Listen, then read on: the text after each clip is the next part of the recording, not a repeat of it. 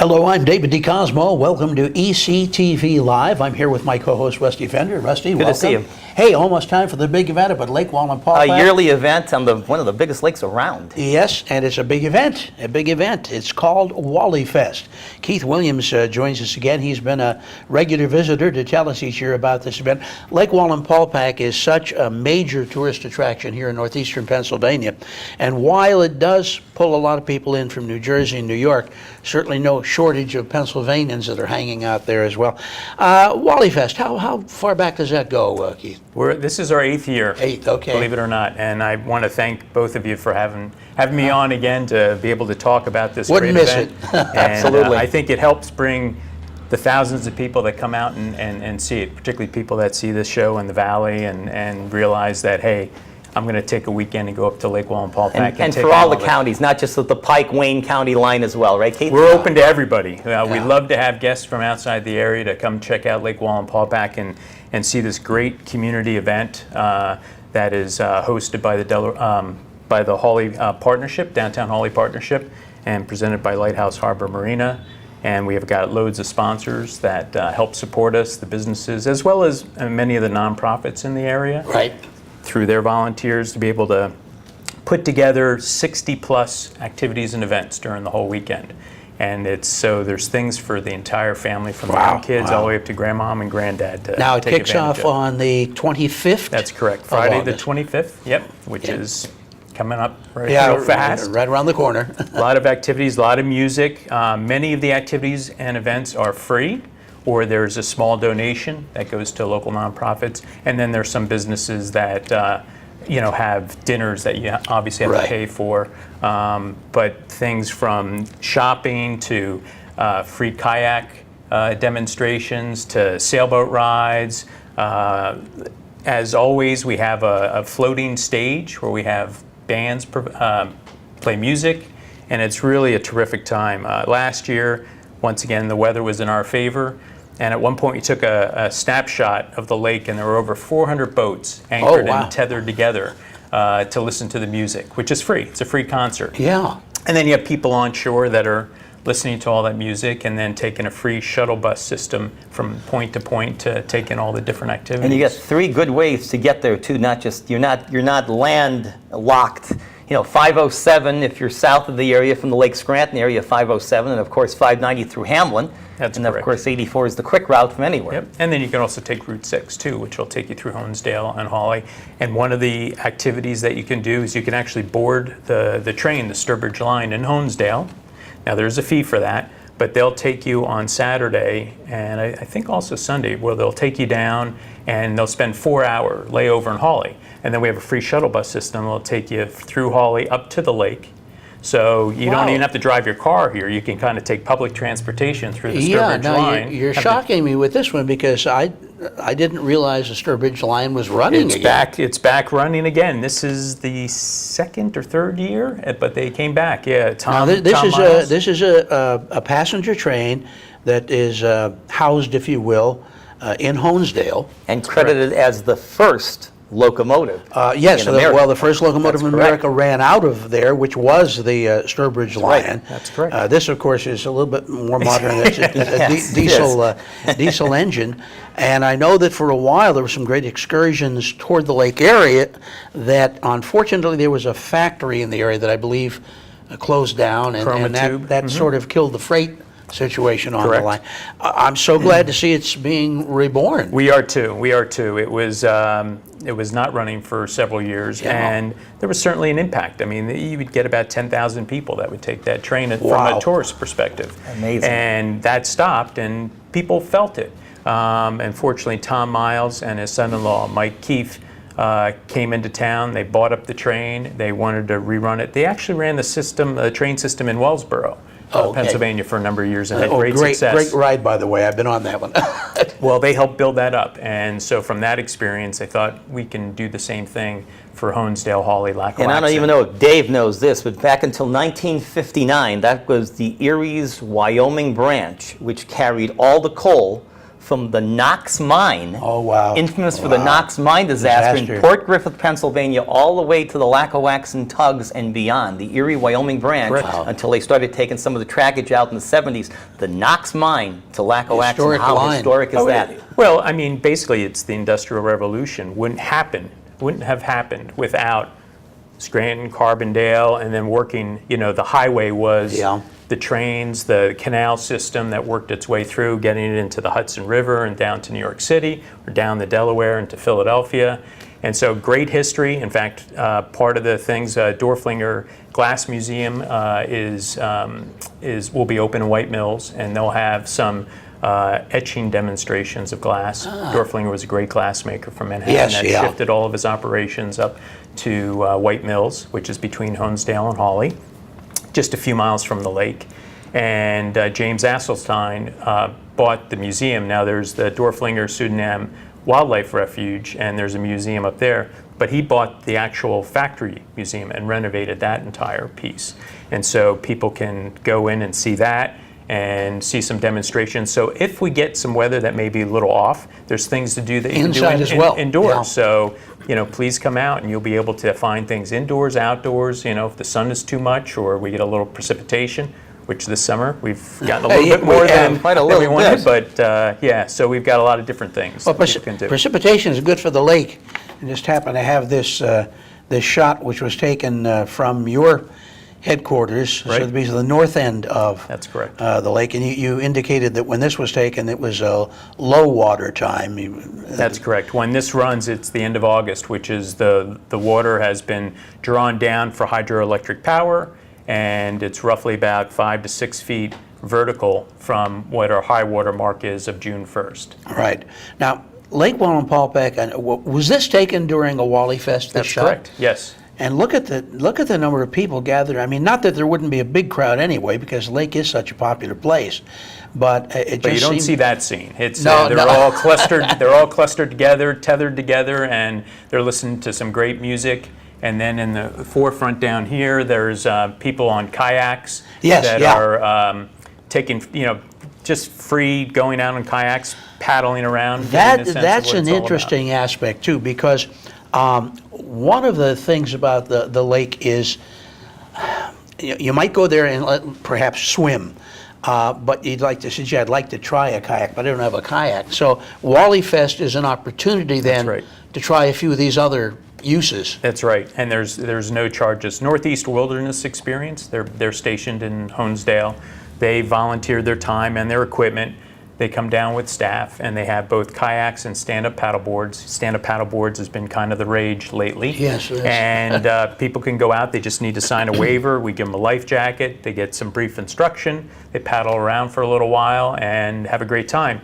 And then right at that visitor center, which is my office, we have the Chamber of Commerce has vendors. So there's food vendors, there's arts and crafts.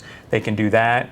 And then there's a nature trail that people can walk that can get them, or they can do the free shuttle bus that can get them up to the high school where we have the boat expo, boat ATV expo. So a lot of marinas have pontoon boats, sea-doos, all kinds of toys for adults, and we'll have a couple bounce houses up there for the kids to play in while mom and dad are looking at the next boat they may want to purchase. Yeah. And then there's vendors up there as well as food vendors too. Keith, am I just dreaming, when I was commuting back to the satellite center we spoke about in Holly, didn't they move the building for the Glass Museum? They moved, actually it was a firehouse. That's what it was. Firehouse in White Mills. No, I'm They dreaming, but shifted they it, yeah. moved a building Yep, on rollers. cement. It was the That's firehouse. correct. Okay, Yep, because the I remember firehouse in something White about Mills. that about 15 years or so ago. How's that for a good memory? Physically move the They building. physically That's moved correct, the building. yep. On rollers, the way they used to move houses Wow. from the mine fires in South Scranton. They used to roll them an inch an hour Wow. with all this Yep. shoring. They So wanted was to the save it, and so historic they firehouse. moved it about a block away from its original location. And it's close to, across the street from one of the lock houses, and then Lock 31, which is Wayne County Historical Society, got some grants and put a lot of money to renovate that. And the weekend prior to this weekend, which is it'll be the 19th, there is the Canal Fest, where they'll have historians and music and all of that. So come both weekends up to Hawley, and you'll have some great time. But they have a refurbished Lock House 31, which is right on the canal, which is part of the major highway that helped Yes. the Industrial Revolution Yeah. get going. They should do more with that lock system before it's all but vanished. And I'm talking north of Lackawaxen in that area. It parallels the road on the way to the golf course in that area. A lot of the locks now, which were, freestanding are now kind of, from the erosion, they're kind of rounded and filled in with vegetation and they should do more before that entire system from the Lackawaxen north of the coal barges is lost. I know it's easy to say, but True. And I think where they're going to have the best success is taking small sections of it, like they did with Lock 31. There's a mile hiking trail on that towpath. That's great. And then they're going to reconstruct a canal boat. Someone So- had one there years back. I remember going on board, and it sort of disappeared while I wasn't they watching. they had a towboat Yeah, down. yeah. Really, I did. Yeah. They're going to be wasn't doing aware of that again. That's their next goal. The Wayne County Historical Society are going to construct a towboat. Oh, that's great. I'm Yeah. glad they're working on it because the one on the west side of the Susquehanna through like Plymouth Township Yeah. is all filled in. That would traverse from the bridge, All heading you to can West see is, I think Nanticoke. there's a lock at a park I there. think you're right. Yeah, There's West one, Nanticoke. that's correct. There's Yeah. a lock in the park which parallels the river way back in that grassy park, but no one even knows what it is. It's not Yeah. even Well, marked. you have the physical locations yet that are still, as Rusty suggested, still usable, and with something like Wally Fest to draw people in, the more you can see, the better. Now, you did mention, I don't want to let it just pass, that there'll be things happening throughout the area. That's correct. Around the lake and even away from the water itself. That's correct. But if they want to find out about all the events and they want to go to a headquarters, then the visitor center is probably the best place to stop by. How do they find that? Certainly. We're right on Route 6, just outside Hawley, close to the junction of Route 507, and also pretty close to the junction of 590. So the north end of the lake. The address is 2512 Route 6, Hawley, Pennsylvania, Hawley. For those GPSers out there. Exactly. Phone number is 570-226-2141, and it's WallyLakeFest.com.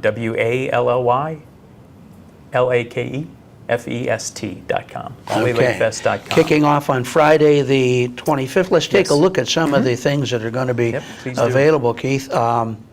Beginning with there's going to be boat rentals.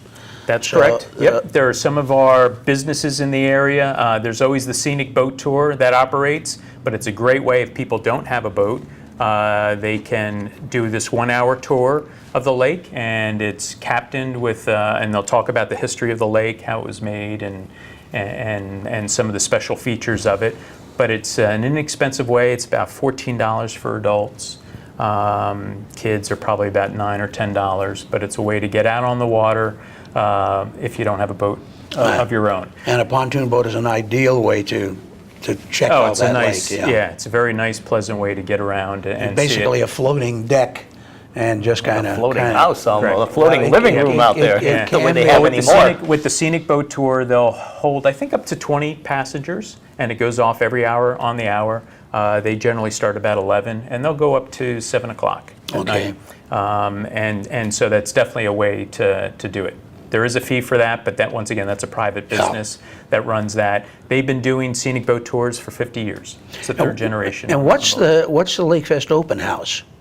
It's one of the businesses that down in Hawley, and so Lakefest is basically asking businesses, nonprofit organizations to come up with activities that can highlight what they do or provide some great experiences for guests to our community.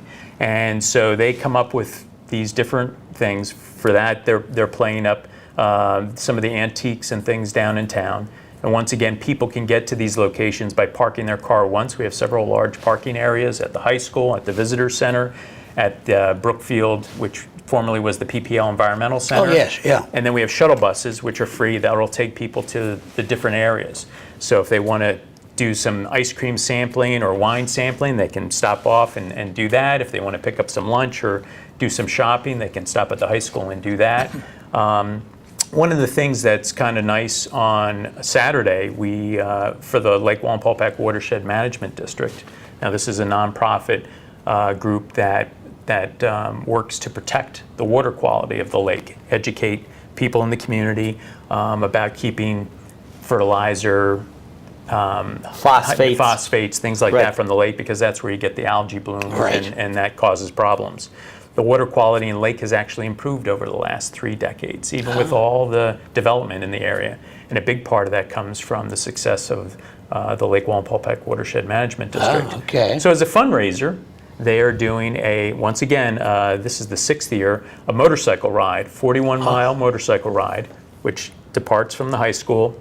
You get there at 10 for registration. 10:45 we'll depart.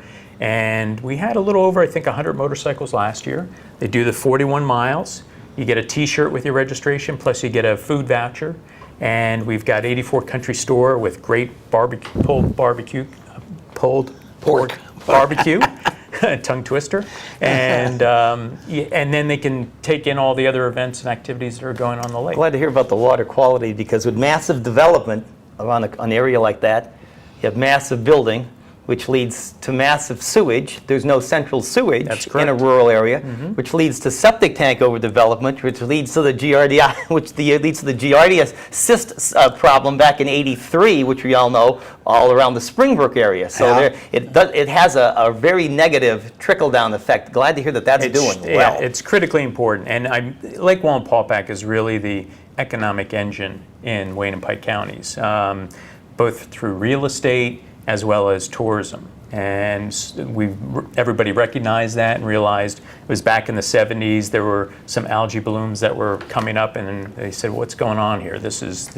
We got to turn this around. And that's natural, because you have low and high dissolved oxygen levels in the water. So that is natural, though. It is natural. One of the advantages of Lake Wallenpaupack versus some other lakes, because all lakes are in a series of kind of dying. And that's where you start seeing lakes with lily pads and all the growth and all that. We don't have that because it's a hydroelectric lake. So you're looking at 8 feet vertical change because of the water coming in, and then we're sending the water out through the pipeline to generate power. There's an ebb and flow because of the. That's correct. That's correct. It's an active hydroelectric. Absolutely. We're generating power often. Yeah, it's not every single day, but it's often. And you can go on to the website, Brookfield Renewable, and they'll show when they do releases, because people take advantage of that and kayak down the Lackawaxen River. Yes, yeah. It's also used to protect. Lackawaxen River is an exceptional valued stream, great for trout fishing, and they're mandated by FERC, the Federal Energy Regulatory Commission, to make sure that that water temperature doesn't get too hot in the summertime, because that adversely affects trout. And so, because the water's being drawn from the bottom of the lake, it's 55 degrees, gets hit with that, cools down the water, and it keeps the trout hatchery healthy and active. And that's what kills the oxygen, is a warm temperature. You want it as cold as physically possible. Fish like it cold. Absolutely. And so the fish win, we win, tourism wins. It's good stuff. And people look at lakes as things that have just been here forever, but Lake Wallenpaupack is a man-made lake, and it's huge. Something like, 15 miles on each side? It's 13 miles long, 52 miles of shoreline.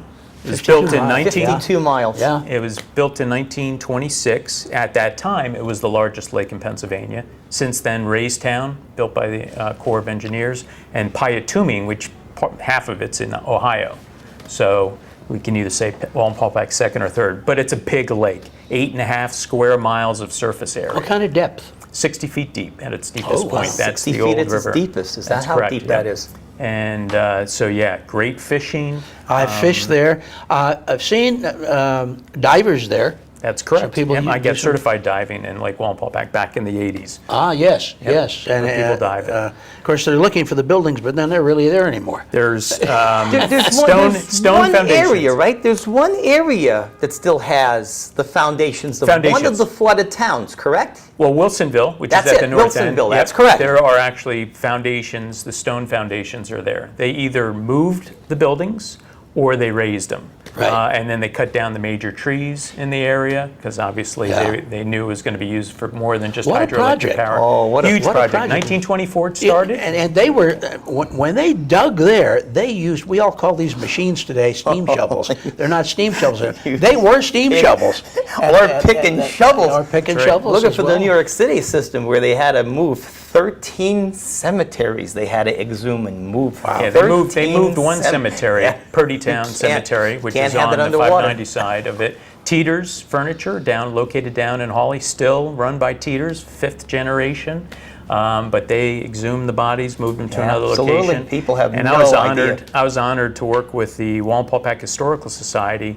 I helped them out a couple of days. We actually built stone walls around the old cemetery, got some nice signage on there to kind of explain that these were the that's early great. settlers Oh, that's great. that were Yeah. in that area. So it's really kind of a little special spot. And if you come to the visitor center, we can tell you how to get to it to see this Yeah. unique cemetery.